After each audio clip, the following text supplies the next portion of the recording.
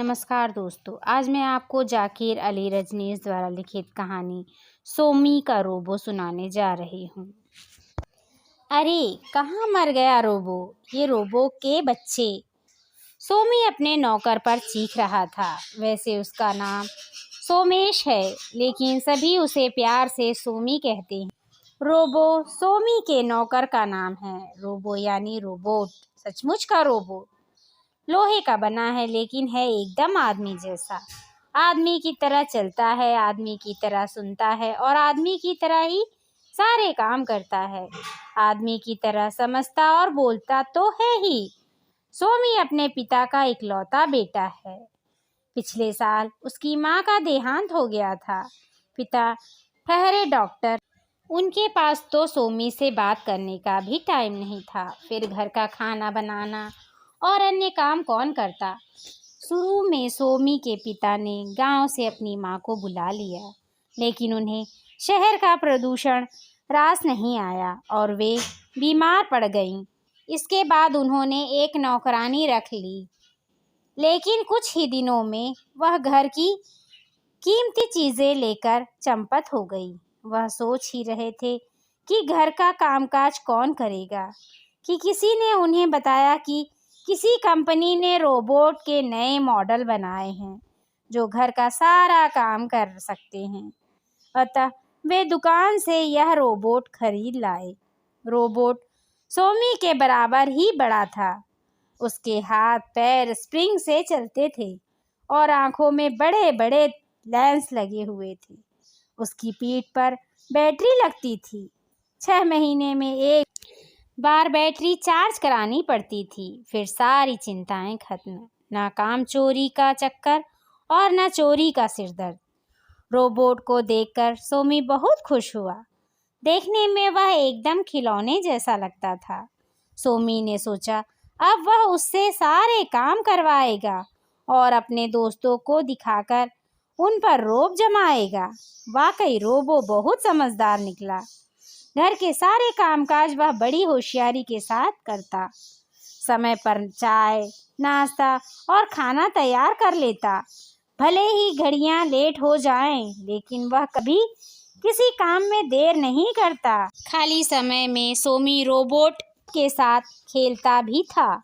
Robo शतरंज में बहुत ही निपुण था। सोमी जब हार जाता तो रोबो पर झूठ मूठ के आरोप लगाने लगता।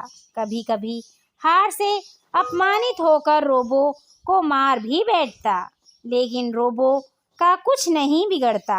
चोट लगती भी थी तो सोमी को, और आज 2 आवाजें लगाने के बाद भी जब रोबो नहीं आया तो सोमी का पारा 7वें आसमान पर जा पहुंचा। इस बार वह और भी जोर से चिल्लाया, तुमने सुना नहीं रोबो? लेकिन चौथी बार सोमी को चिल्लाना नहीं पड़ा, क्योंकि रोबो कमरे में दाखिल हो चुका था। सोमी गुस्से से बोला, तुम्हें सुनाई नहीं पड़ता रोबो? मैं इतनी देर से बुला रहा हूँ। गैस पर दूध उबल रहा था। अगर मैं उसे यूं ही छोड़कर आ जाता तो वह बह जाता। रोबो ने जवाब दिया, बह जाए चाहे जल जाए, मैं जैसा तुमसे कहूँ तुम वैसा ही करोगे। सोमी ने आदेश सुनाया। रोबो कुछ नहीं बोला। उसने सिर झुकाकर आज्ञा को सिर माथे ले लिया।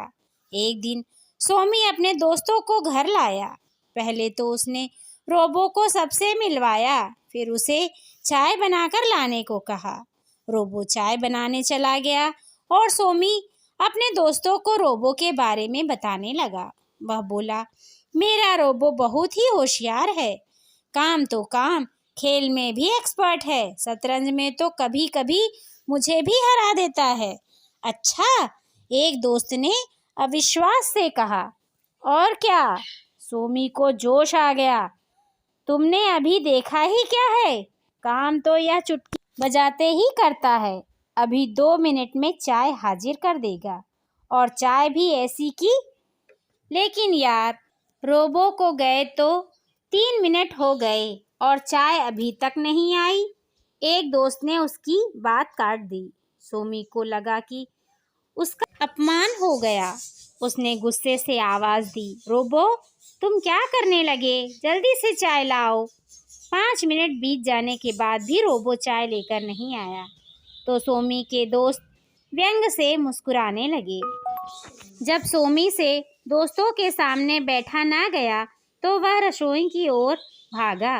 तभी उसे याद आया कि आज तो रोबोट की बैटरी बदलने का दिन है। बैटरी डाउन हो जाने की वजह से वह धीरे धीरे काम कर रहा था, लेकिन सोमी गुस्से से भरा हुआ था। रोबो किचन में चाय तैयार कर प्यालों में लगा चुका था। प्यालों को ट्रे में रखकर रोबो ने पूछा, सोमी भैया चाय का क्या करूं?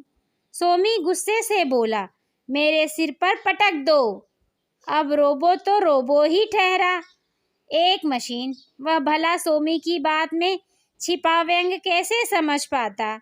उसने चाय की ट्रे सचमुच सोमी के सिर पर पटक दी। चाय एकदम गर्म थी। सोमी का चेहरा बुरी तरह जल गया। उसके दोस्त दौड़ते हुए आए। फिर उन्होंने सोमी के पापा को फ़ोन करके बुलाया। पापा के आने पर सोमी बोला, पापा जैसे ही मैं किचन में पहुंचा, रोबो चाय लेकर आ रहा था। जल्दबाजी में मैं उससे टकरा गया और जल गया। पापा बोले, ओह सोमी, देखकर काम किया करो बेटे, मैंने कितनी बार कहा है कि। लेकिन सोमी ने पापा की ओर ध्यान नहीं दिया। वह रोबो की तरफ देखे जा रहा था। रोबो हैरान परेशान था कि सोमू ने झूठ क्यों बोला। इस कहानी से आपको क्या प्रेरणा मिलती है यह कमेंट करके अवश्य बताएं। लाइक करें, सब्सक्राइब करें। धन्यवाद।